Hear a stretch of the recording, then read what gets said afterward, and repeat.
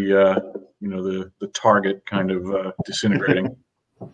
Well, there's that, and I mean the comments I've been getting about the opening credits is that they're seeing like Comic Cons on the screen, and certainly a couple of the comic artists that I've had on the show have kind of come on and they've slightly broken as it gets to the end of the credits and going, I missed that. And yeah, I totally understand that. But yeah, but thank you so much for the kind words. Yeah, I like my opening credits, and I my countdown. Hello there, everybody. Welcome along. Just having a little behind the scenes chat with my guest. Welcome to Talkin Con. Good morning, all, says Michael P. Hello there, Michael. How the devil are you, sir? Thank you very much indeed for coming and joining us today. I'm going to say it now, so it's not going to take up anything with the audio version, which I'm going to be posting, obviously, tomorrow. Yes, if anyone who has been sending me messages today, I haven't been feeling 100% over the course of the last 24 hours. It has been literally in the last 24 hours when it's kicked in as well. So it may just be a November thing. It may be. That doesn't mean that I didn't find myself in a car park in Dewsbury here in Yorkshire about 6 hours ago and having a swab inserted where swabs aren't supposed to go. Anyway, I'm going to keep an eye on the results. At the end of the day, we do what we all need to do, which is try and stay safe, look after each other, and take the necessary precautions. So we've got Clydeen joining us. If anyone is not familiar with the name, Clydeen is the lovely lady who runs the Artist Alley at San Diego Comic-Con, and she's wishing me all the best. Clydeen, thank you so much indeed. Really appreciate that. Into the Blue Misters joining as well. Hello there, folks. Hey, listen, thank you so much indeed for coming along. Spread the word. This one's going to be an interesting one. Might not be as long as recent episodes, considering that we've been hitting like the hour-and-a-half mark. What on earth is all that about? Good God. But I think it's going to be a fun chat. So thank you very much indeed for joining us. Spread the word. Let everyone know that we are going to be diving into this conversation about the landscape of pop culture, because we've had recent episodes all about specific projects and specific comics and specific creators. Now let's look a little bit more big picture. Let's do this, shall we?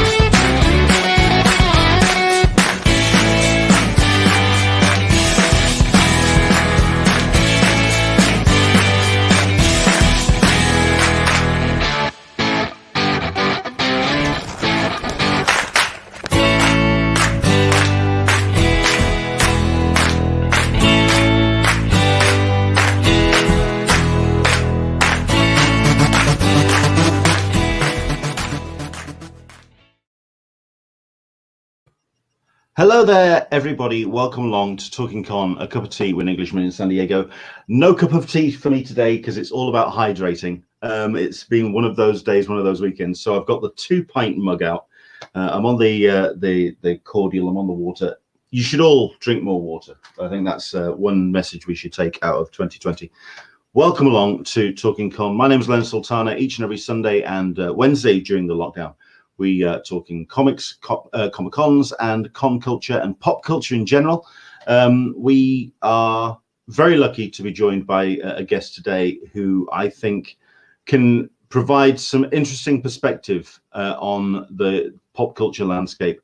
A slightly different perspective than we've been having over recent episodes. We have been talking a lot of comics, but let's actually talk now about the things that we enjoy beyond the printed page. Let's talk films, let's talk television, and let's talk about the way that we consume and enjoy that entertainment. Very lucky to be joined by Mike Cecchini, who's joining us from Den of Geek. Hello there, sir. How the devil are you? I'm good. Good to see you. You too. When I invited Mike on, he did send a couple of messages going, really? Why me? Listen, if you are somebody that does what I do, which is find out as much information about pop culture as possible, you go to a couple of go-to websites, and Den of Geek for me is definitely one of those go-to pages. So it's going to be great to talk to you about pandemic, about the summer, about how Den of Geek has kind of rolled on throughout the course of the year. If anything, I was even thinking just before we came on air that perhaps I should have invited my editor-in-chief of my little effort website, the Convention Collective, because I think we all are kind of trying to work out how to maintain the energy of the year when it has been such a dire situation. But we'll get into all of that. First things first, let's do our 3 questions and a bit of a way of introducing yourself to our audience. Number 1, what is your cup of tea to hand? Do you have a cup of tea? What's your beverage of choice, sir? Usually it would be green tea, but I get nervous doing these things, so I've had myself an adult beverage. I've got a pint of a local brew called Caught in the Spotlight from Single Cut Breweries in Queens, New York. You see, this is where, I mean, there's a couple of good friends of mine that run a podcast, and it is mostly alcohol based. And I do wonder to myself, well, I mean, it's 6 o'clock. It's adult beverage time somewhere on the planet. Why on earth I've gone for a cup of tea and gone for the slightly more civilized approach, I have no idea. But there we go. No, it's great to see that you've got a drink to hand. The question I've been asking has been really relevant for people in the comics industry, obviously. But I'll ask you, because you've been to a number of Comic-Cons yourself, can you remember your first one that you went to as a fan? Did you go as a fan or did you go as a pro? What was your story there? I think the first con I went to, I was probably 8 or 9 years old, so I was definitely not a pro. And it was in New York City. It was a creation convention, and creation is still around doing cons, but in the 80s, they were kind of the only thing. And I didn't even really know what I was going to. I just remember hearing about them because as a little kid, I was a big Star Trek and Star Wars fan too. And I remember, I don't know if it was my mom or a cool aunt or somebody was like, they have these things called conventions, and that's where you can get, if you wanted a pair of Mr. Spock ears or something, and it's you go somewhere and everything there is just for, stuff that you're into. And this is at a time where even going to a dedicated comic book store was kind of a novelty. So yeah, I was probably 8, 9, 10 tops. And I remember what I bought too. I got a pair of bootleg Spock ears because I was going to be Mr. Spock for Halloween. And I think I got, I don't know if anybody remembers, there was a very small action figure line for Star Trek 3, The Search for Spock, that were they were 3 3/4 inch. But they weren't like Star Wars figures at the time because they were more articulated. They had G.I. Joe style articulation. So I got a Kirk and a Klingon from that line, and that was the $10 that I had to spend or whatever it was. But I think I remember those as well. It might have been at the Penn Plaza. I think I remember those as well because they were pretty intense as well. They were pretty articulated all the way down to hand movement as well. They were quite impressive, those things. Yeah, I wish I still had them. Don't we all? I mean, I'm trying to remember the quote. I think it's the Kevin Smith quote that's pretty much what Comic-Cons are now. It's us wandering around trying to re-find those toys that we had when we were 10, 12, and fill up a room with them at a slightly older age. Yeah, absolutely. And the question I've been asking as well, again, slightly edited for yourself, is those people that you do meet at conventions, which leave you a little bit cotton-mouthed and a little bit weak in the knees. Now, obviously, for comic creators and the people I've been speaking to, it's those peers, those people that they've grown up reading. But for yourself, I can imagine it's also those that you interview, those that you've gone into a room and then all of a sudden the brain goes a little bit flatline and things go a little bit fuzzy around the edges. Can you remember any major highlights of that particular feeling? I'm pretty good about stuff like that, but my first ever San Diego was in 2013, and it was right before the Flash TV series was going to come out, and the first press room I ever did was for the Flash, and I was so excited first that there was going to be a Flash TV series to begin with, but the fact that John Wesley Shipp was involved. And so everybody was excited. You know, I remember being at a table, and this is where I met Andy from the Flash podcast. You know, and everybody was excited to talk to everybody in the cast. But I was like, I need to talk to John Wesley Shipp, because like this guy was my hero when I was a kid. And so when he sat down, and it was actually really nice. Like Andy and everybody else at the table knew that this was the person that I was hyped to talk to. And I was definitely nervous, because it felt like I was meeting one of my childhood heroes. But then I think it was 2019. I was at a party and Marv Wolfman was there, and somebody pointed him out to me. It's like, you know, that's Marv Wolfman over there. I was just talking to him. You should go say hi. And he was so nice, and I was just like, I almost started crying talking to Marvel. Oh, wonderful. Like, he was just so kind and so engaging. And this was not like an interview situation. This was just me going over to him and being like, man, like your work has meant so much to me. And like, you know, particularly like his run on Adventures of Superman. Like everybody thinks of Marv Wolfman, they think of Teen Titans, and of course, but for me, it was his Superman work that like really, really got to me.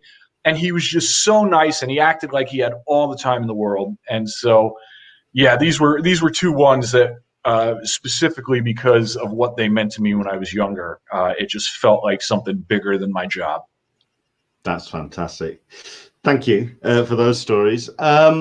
If you can give a little bit of an overview then of your journalistic history, and certainly when it comes to Den of Geek and how you got involved in the site and how you kind of progressed to become editor-in-chief. If you can give a little bit of background to that, please. I had done writing in other fields under other names, really. Like I never really expected to kind of get into this line of work until I stumbled into it right around the time that the U.S. version of Den of Geek had launched. I was working the table for the Jack Kirby Museum at New York Comic Con, and that was where I met the people who were bringing Den of Geek to the U.S. And at the time, they were just looking for to expand. They're like, oh, maybe we should do some comics coverage. And I'm like, I'll write about comics. And over the next few months, that was kind of what I did. And then they started to, you know, they wanted to evolve and push things a little bit further. And I put myself forward for a managing editor job, which I'm not entirely sure I was qualified for at the time. But you know, Jennifer Bartner-Indek, who was the CEO of our company, showed a lot of faith in me. And like I was back in school at the time, and I was about to graduate, and I had like a panic attack in the library where I was like, oh my God, like what am I going to do? Like what? And I sent like a 6-page, single spaced Unabomber manifesto to the CEO, being like, look, I know you're looking for this job. Like, this is why I think I would be good for this. And my phone rang the next day, and then she introduced me to Simon Brew, who was the founder of Den of Geek, and now he's moved on to Film Stories. But Simon also showed a lot of faith in me, and we just kind of went from there, and I started putting together. It took a while to kind of put the team together, but over the next couple years, the core of Den of Geek really formed, and it's the best gig I've ever had.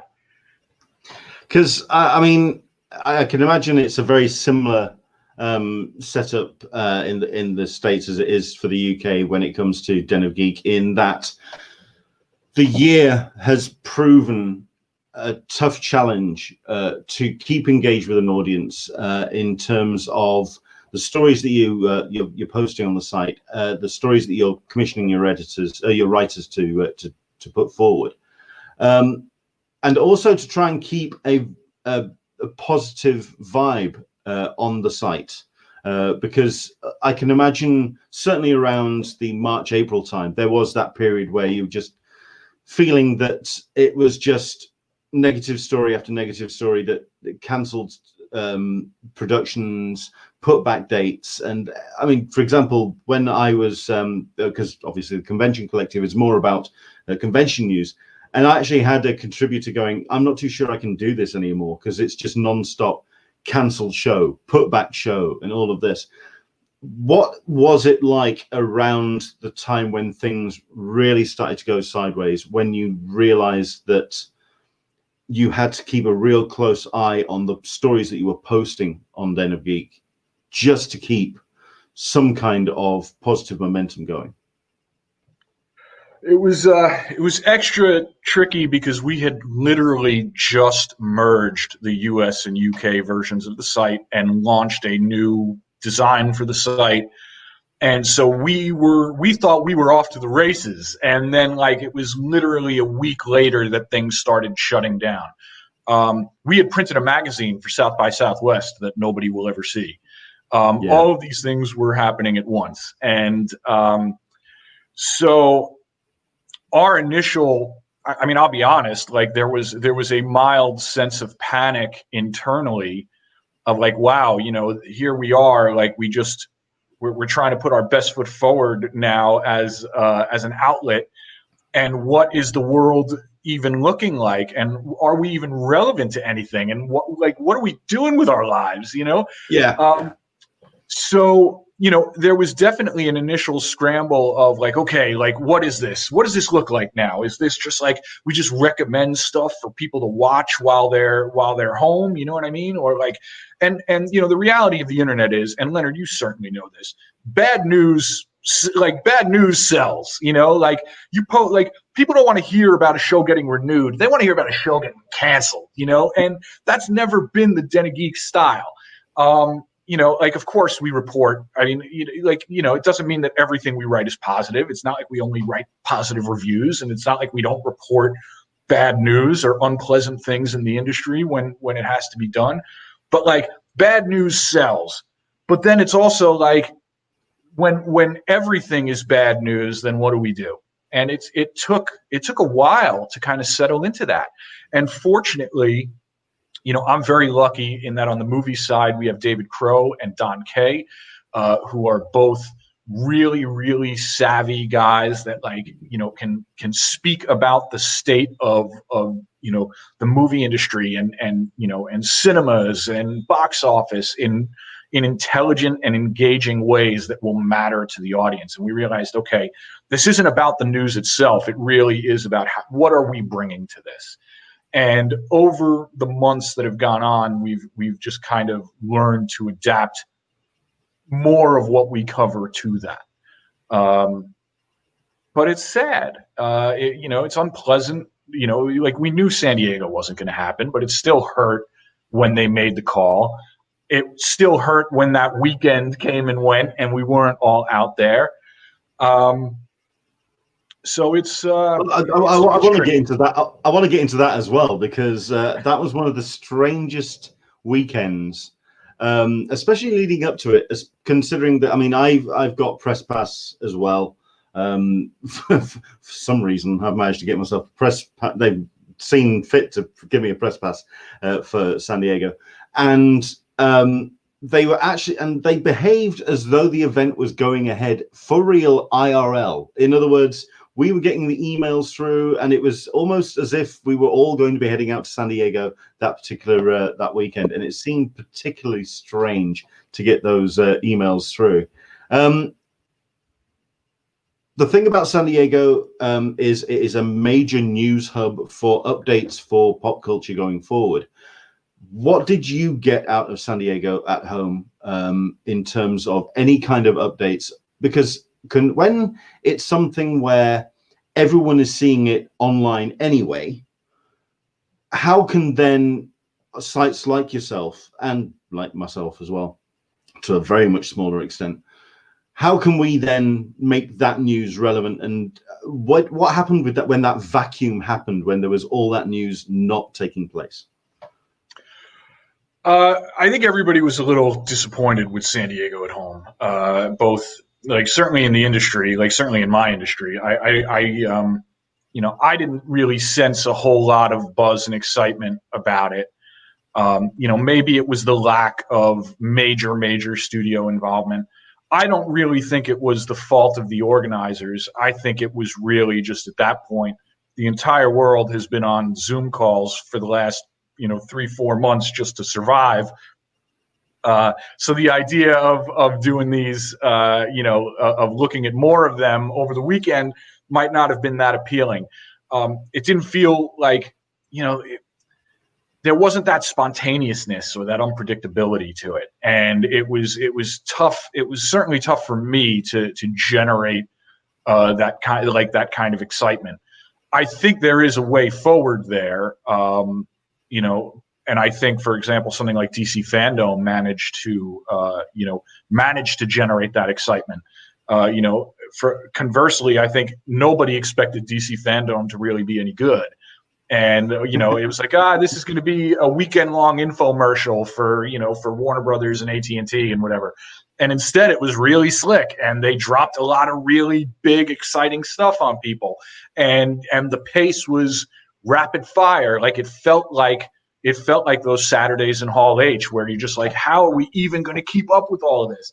So, well, I think also the thing about DC Fandom as well is, and the advantage that it had was because it was technically live. You couldn't rewind it. You couldn't. I mean, you kind of got it. You knew you were going to be getting it again, perhaps in about 8 hours' time, when it kind of like all looped back around again. But it was kind of, there was no rewinding. It was only available in one area. It wasn't something like San Diego at home where it was on YouTube and you could just watch it anytime you liked. It was very focused on that weekend, and I think that's where they definitely they had the attention of the world's media on them at that particular point. Yeah. So I don't know. I really don't know what the way forward is for all this. Hopefully, we won't have to think about these things in these terms for much longer. I do believe we're closer to the end of this nightmare than we are at the beginning of it now. But I still don't know if we'll be in San Diego in July. So it's tricky. Yeah. For yourself, when did you have that epiphany of things being a lot bigger than than we all expected? Because I think there was that moment when something got cancelled, or an event got postponed, or a film got put back, when we just suddenly all went with the light bulb moment. This is something incredibly serious that will have long-reaching and overreaching effects. For me, it was when they canceled South by Southwest. I was like, oh man. And it wasn't just because we had literally just sent a magazine off to the printer the day before. But it was one of those moments where it felt like the world was ending, right? Like, we're just like, what does this mean? Like, what is this? Is this end time stuff? And of course, since then we've realized that's not the case, and we know how this can be handled, even though people don't want to handle it the way they're supposed to. But that was a moment where I just distinctly remember walking away from my computer and just like staring out the window and trying to figure out what is this world going to be now. And then I think things settled down pretty quickly. Once it became apparent that shows were able to complete their productions remotely, When it became apparent that things like masks and social distancing do in fact work, that this isn't gonna walk in through your front door and get you. And now, look, stuff started going back into production late in the summer, right? Like that was encouraging. Networks and streaming services adjusted. I think releasing The Boys weekly was a big, smart move by Amazon. They're going to do the same thing with The Expanse. Like, they know how to tease this stuff out. And by the time we get to February, March, the entertainment calendar will almost look normal, except for theatrical releases. Yeah. But all this feels like we're talking about something that happened 3 years ago now. Well, I mean, I think it's safe to say 2020 time has been incredibly fluid.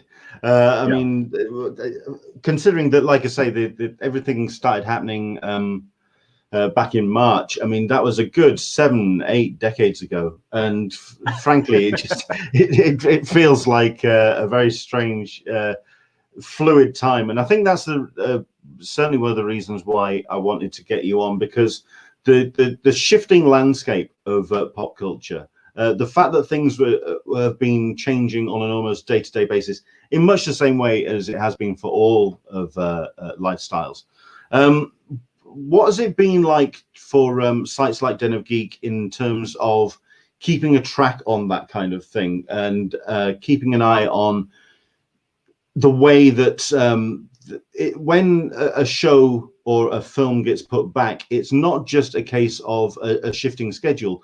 It's then you're looking at further on down the line. You're looking at 2021 and how it's all going to start concertining into that year, and how, for example, this year for the major summer season, for the major holiday season, it has been completely wiped off the map, with the exception of one film, which is still going to be going to streaming anyway. Thank you very much indeed, Warner Brothers, on that one. I think the question then is, what's it been like in terms of Den of Geek to kind of look to the future and predict what's going to be happening? Or is that something that you've tried to stay away from because the ground is just so uncertain?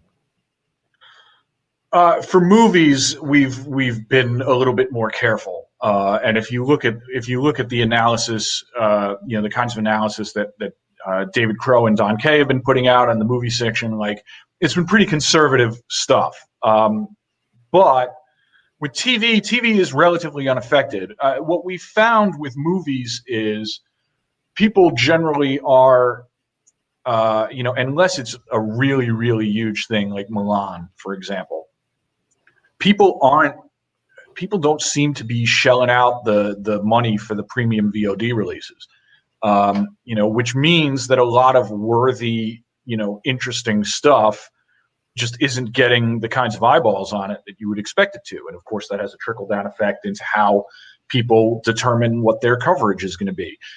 Like, unless you're a Hamilton or a Borat 2 or, Milan was like almost the exception. And I'm curious to see now, like, if numbers will be released for New Mutants now that that's on streaming. And of course, we expect Wonder Woman will be huge. But it feels like people will go out and pay for stuff if they're going out to do it, if they're buying a ticket. I don't know if audiences are yet kind of conditioned to pay a premium price for a film in their home. I don't know if we're there yet. I think Tenet's streaming release in a couple weeks will be a big test of that. But like, movies that you would ordinarily expect to make, even a modest, like, say, $30 million opening weekend or something. I don't know if they're pulling in that money on premium VOD. I really don't. Yeah. So, and I haven't dug into the numbers myself. There are much smarter people than me out there who probably have this information. Well, I mean, certainly for myself, the two films, and you've mentioned them both, which were looking at the template moving forward and also the way that culture was consuming its pop culture, and the way society was looking at the things to enjoy, were Milan and Tenet. Milan obviously went and shifted its model to Disney Plus, and then Tenet, which I'm trying to work out if it was a Warner Brothers. Well, I'm certain it was a Warner Brothers decision, but I'm certain Christopher Nolan had a lot of noise to make about insisting that they wanted to keep that big screen experience. Did they make the mistake by not putting that on streaming, or did they just feel that it was going to be a strong enough pull for people to come out and enjoy in a big screen experience? Personally, I think it was a mistake. I think it damaged. Honestly, I think it tarnished Christopher Nolan's brand. I think it was pretty clear that his needs and desires as a filmmaker, and obviously he is the gem in the Warner Brothers director stable, right? I think it was a mistake. I think they could have generated a lot of goodwill by doing a simultaneous, premium. It doesn't mean put it on HBO Max for free. I understand that there are concerns here, but from my vantage point, I'm like, this just seems irresponsible. It seems born of hubris, and it feels irresponsible. Like, we covered Tenet because fortunately, we have contributors in the UK, and what I told everybody, Rosie Fletcher, who is our UK editor, she saw it. We had a contributor see it, and we came up with a bunch of great coverage around it. But what I told everybody was, I said, you do not have to attend these screenings. If you do not feel safe attending these screenings, we'll cover this thing when it hits Blu-ray. That's it. Like, I was not going to make anybody do anything they didn't feel safe doing. Our US team was like, well, what if Warner Brothers has a screening, blah, blah, blah. I said, if they do and you feel safe, then we'll talk about it. If you don't feel safe doing it, we will not cover this movie. So I don't really see what the harm would have been in charging $20 or $30 in late August, early September. I certainly would have paid for it. I'm looking forward to paying for it in a couple weeks. But I don't know. I feel pretty strongly about studios really have not just the opportunity, but the responsibility to help people stay home, to give people a reason to stay home right now. And they blew it. Yeah. We've got a question from Boingbound, who's joined us from Periscope. How do you think streaming is going to change the industry in the time of COVID? But I think that kind of also ties into that question of whether streaming is now the de facto method of enjoying pop culture and enjoying films and television, considering that I've seen the numbers when it comes to the American cinema industry, and it's looking incredibly dire. Do you feel that the big screen experience can survive this? That was incredibly that was pretty hard. that was a tough question to say out loud. Good God, because I'm a huge fan of the big screen experience. And I don't know for myself the next time I'll be able to go into a cinema. I think it can survive. It can't survive unless the federal government in this country actually steps up and does something for businesses large and small, which they have been reluctant to do throughout this. I do think, for example, people are always going to want to go to the movies.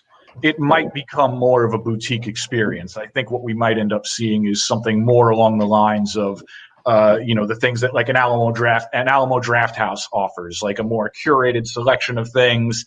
You get your drinks, you get some higher quality food. Because I feel like the movie industry in general. I think we could all appreciate that. Yeah, from the cinema experience, we could all appreciate that. Yeah, so I could see this happening, and Look, the mid-budget movies and movies that are not blockbusters have been struggling in recent years anyway, and we've been moving more and more towards these models of your local multiplex, 15 of its 20 screens are going to be devoted to screening, Endgame or the latest Star Wars movie or something. So in some ways, like the writing has been on the wall in that regard, and that's a cultural thing that is independent of COVID, and it's another problem that has to be addressed at some point.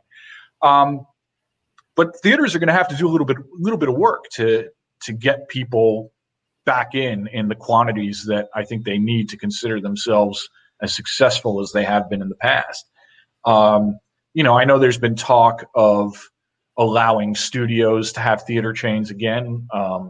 I wonder about the prospect of a Warner Brothers or a Disney-owned theater chain that shows repertory stuff.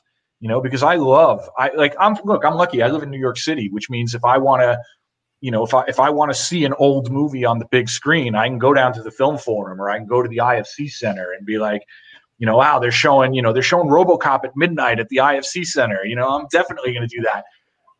Maybe maybe things like this become more commonplace. But it's going to be, they're in for another rough year, I think, because even with the vaccine and everything else, I can't imagine anybody going back to a movie theater in numbers before Q3 or Q4 2021. Sure.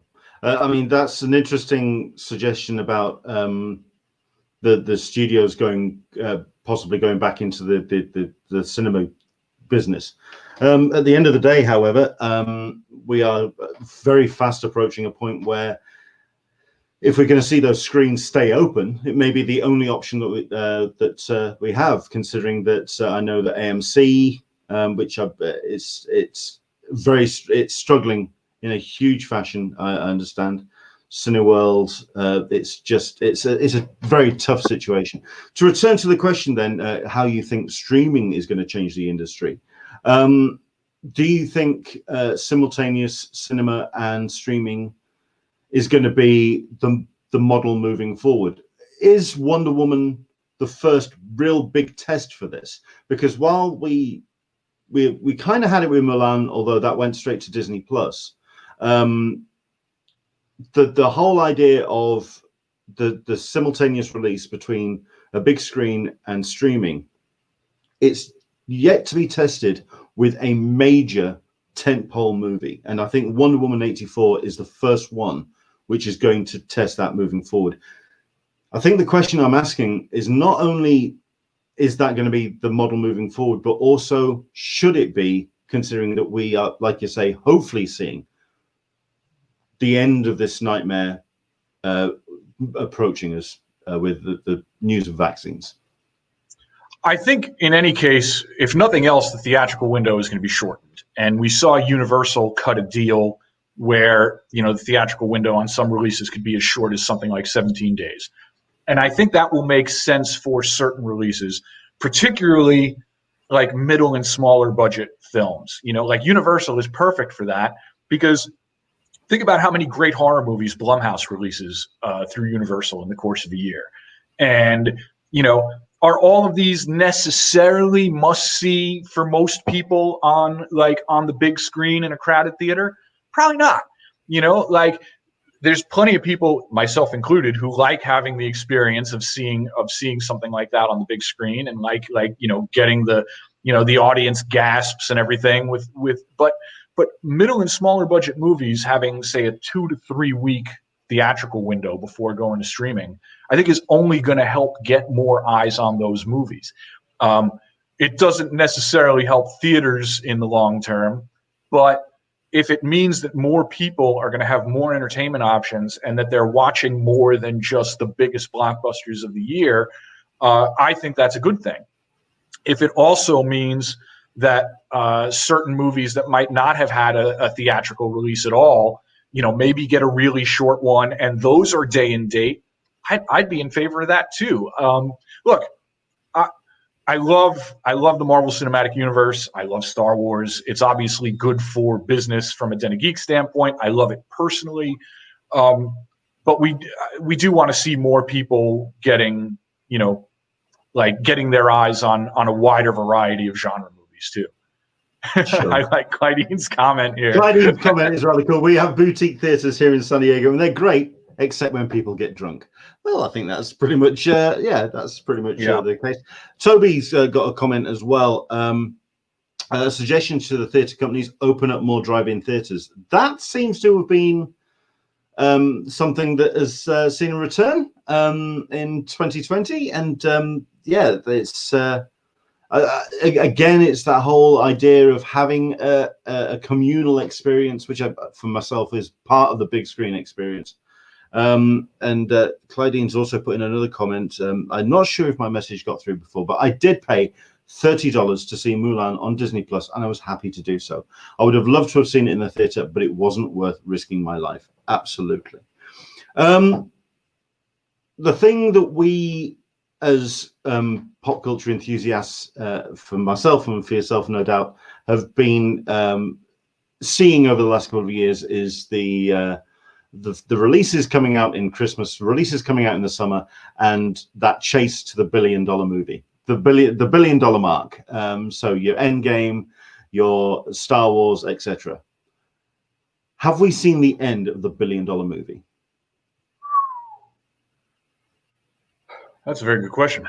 I think in the near term we have, yeah.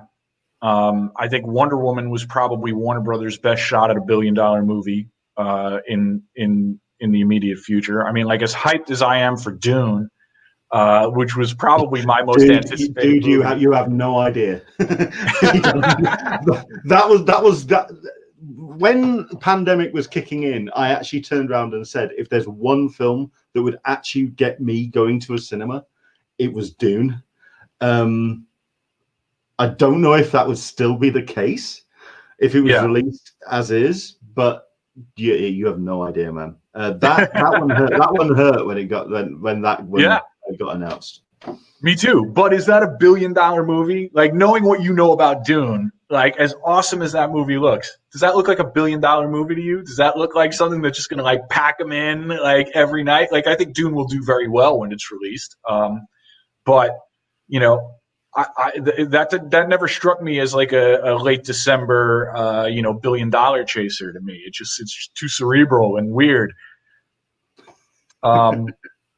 You know, I really don't know what the next $1 billion movie is. Even looking at the immediate schedule for the MCU, that was going to be that was going to be the question, because it does affect the MCU, because the way that the MCU and the model has been with the numbers and people going in to see films like Endgame and going in to see and the numbers and the interest of the MCU generated and building and building and building. You reach the end of phase 3. We then have pandemic just shut everything down. At which point I then question whether we're going to see the films that we have had from the MCU, purely because they're not going to want to invest that much money into making a big spectacle when there's going to be nobody who's going to go and see it. Well, there's not going to be as many people as going to go see it. Well, I tell you, I don't think that's necessarily a bad thing. Well, I'll tell you why, though, because, you know, possibly my favorite MCU flick is Winter Soldier, which is maybe the smallest scale of, by Marvel standards, of all of these films. And I've said forever that in order for superhero movies to survive and thrive in the future, they have to be more willing to take chances on, like, mid-budget concepts. So obviously, Captain America movies are not a going concern anymore, but you don't need to spend $200 million to make a Captain America movie. You don't need to spend, I mean, frankly, I don't think you need to spend $200 million to make a Spider-Man movie, but that might just be my personal preferences of wanting smaller scale Spider-Man stories. So if it means Marvel gets, if it means that of their 4 releases a year, only one every 2 years is really chasing that $1 billion mark, I think that could only be a good thing creatively. Okay. And the quick follow-up question to that, and considering that the films that have come out this year, the films that have been able to come out this year, should there be an Oscars in 2021? I like the fact that I'm asking questions where you're just going, whoa, okay. I'm not qualified to answer that. It's funny because we're even having a debate internally on Den of Geek right now about what is eligible for inclusion in our best movies of the year for 2020. because there is stuff that has had either extremely limited theatrical releases or will have even more limited Christmas Day theatrical releases specifically so that they can have Oscar consideration.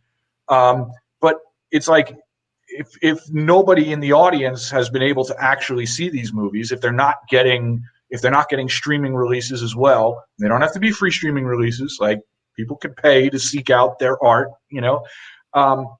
if they're not doing that, what does that mean? So I can't really speak to the Academy. I don't know what that would possibly look like.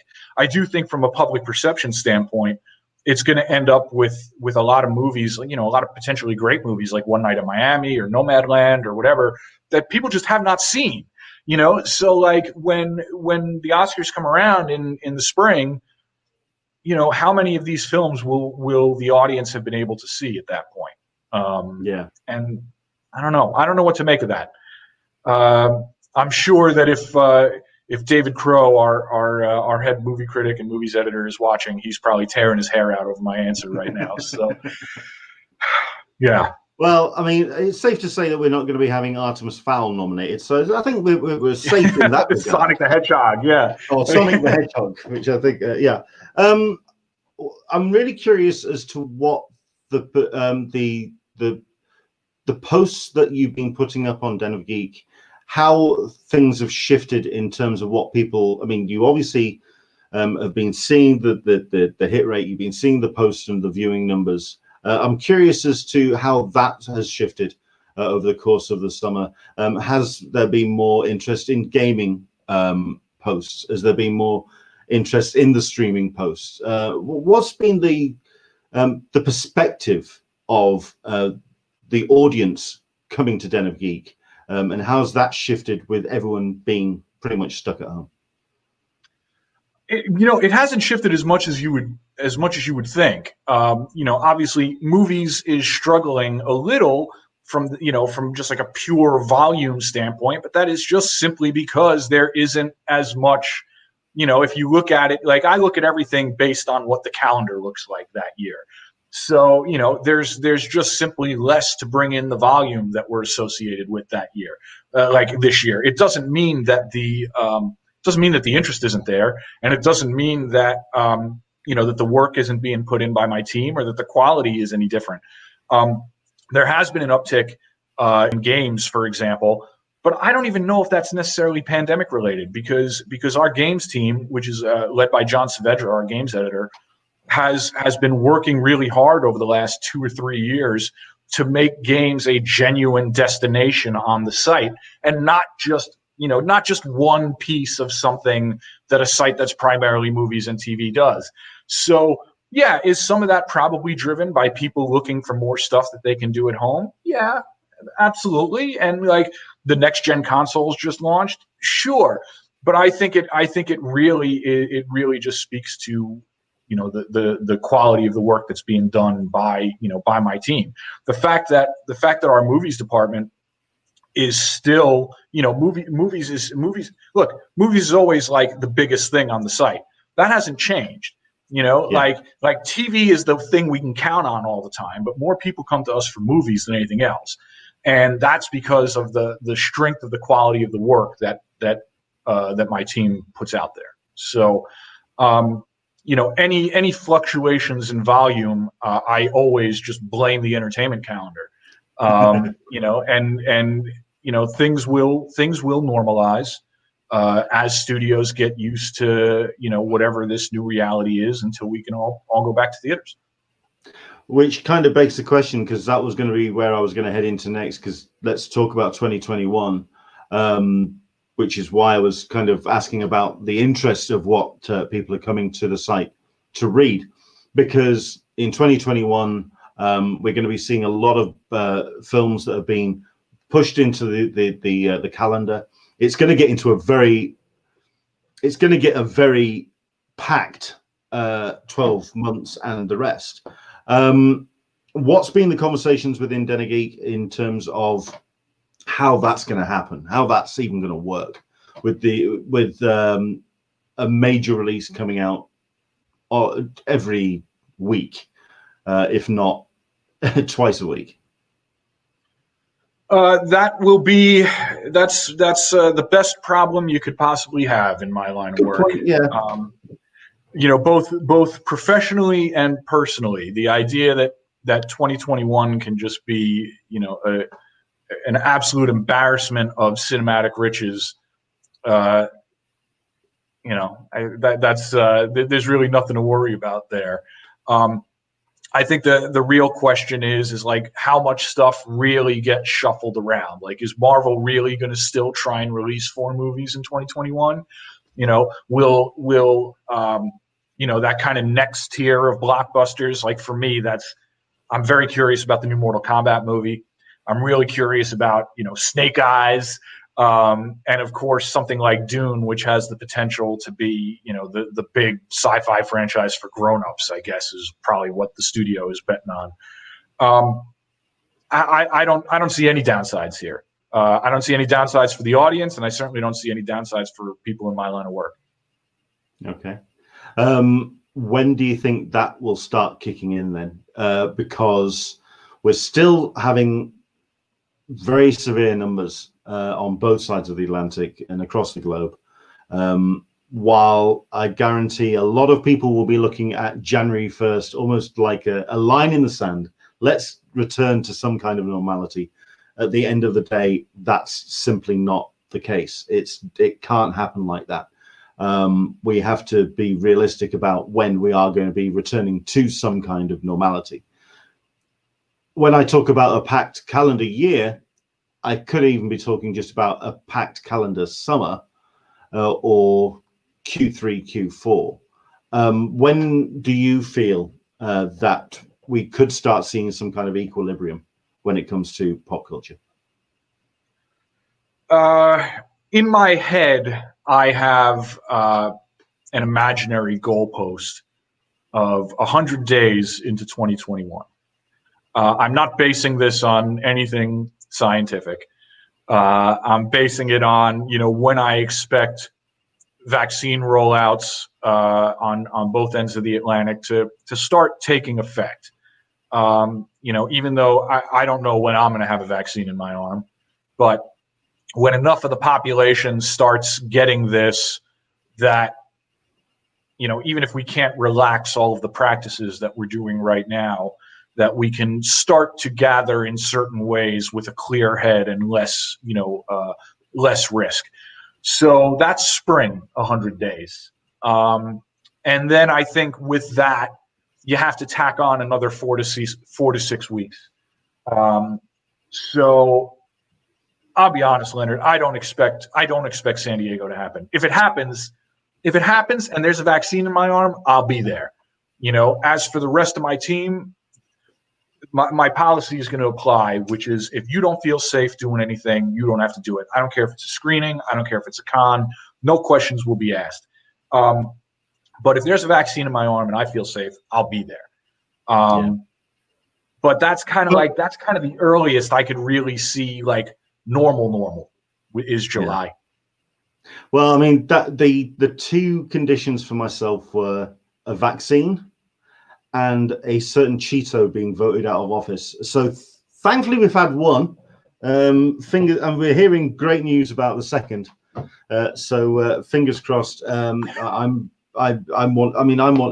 wanting to get over to the States. My big fear about the election was the tone of the country, and what enough people voting for that ideology kind of spoke to about the tone of the country. But I love the optimism of the States. I love the optimism of a vaccine being rolled out, and I'm fully hoping that I'll be out there in July. Aaron Nabus is joining us. Hello, Aaron. Oscars will be sort of like the Eisners. A lot of people probably won't know much about the winners, but at the end they'll have a guide to watch the winning movies online. That's a good way of taking it on it. I think for myself, it's definitely the reason why I wanted to have you on the show, is because we are very much the Nicolas Cage on the shifting teeter-tops in National Treasure, whether we could be falling off into the chasm or whether we'll actually be striving to get to the treasure. And sites like Den of Geek allow us to have a real sense of where we are as a culture. And that's the reason why I go to them, and that's the reason why I really appreciate the work that you do. So thank you so much indeed for coming on. Thank you so much indeed for doing what you do. And I look forward to reading more from Den of Geek going forward. Is there anywhere that you would like to point people? Where's the best place to follow what you do, and where to go? I mean, please check out denofgeek.com, of course, and check us out on all the major social platforms. And if anybody wants to, I don't know, hear me complain about the state of things, I'm on Twitter at WayOutStuff. But yeah, thank you for having me, Leonard. And I really hope I get to see you in San Diego this year. I hope I get to see everybody in San Diego this year. I never get tired of it. It's the best part of my job. It reminds everybody why we do what we do. And yeah, I really hope we get to do it again. It'll feel like a real celebration this time. Absolutely. I mean, I'm really curious to see what the landscape of Comic-Cons will be, because I think we were talking about this before we came on air, about the whole idea that this is the DJ in me. The way that you can judge a strength and vibrancy of a town is how well its pubs are doing. And I think the way that you see or know how pop culture is doing is the way that people celebrate it, the fandoms and the Comic-Cons, because it is an IRL representation of how people are, the mood of them, how they're enjoying things. And I think Comic-Cons, they reflect that. And so, yeah, I'm really curious to see what Comic-Cons are going to be like next year, whether we're going to be seeing reduced numbers, whether we're going to be seeing just a muted response, people going through the door. I'm curious to see what the tone of a Comic-Con is going to be like when they reopen. So, no, I look forward to seeing you there as well. Mike, it's been a pleasure. Thanks for joining me. And yeah, take care and keep doing what you do, sir. Thank you so much. I'll see you online. Take care. Brilliant stuff. Do go check out certainly the site denofgeek.com. But let's have that up again. Way Out Stuff is his Twitter. Go and check out what he does, because he's a cool dude, and that was great to have him on. Thank you very much indeed for joining us today. We have ourselves a bit of a special show that's going to be taking place tomorrow.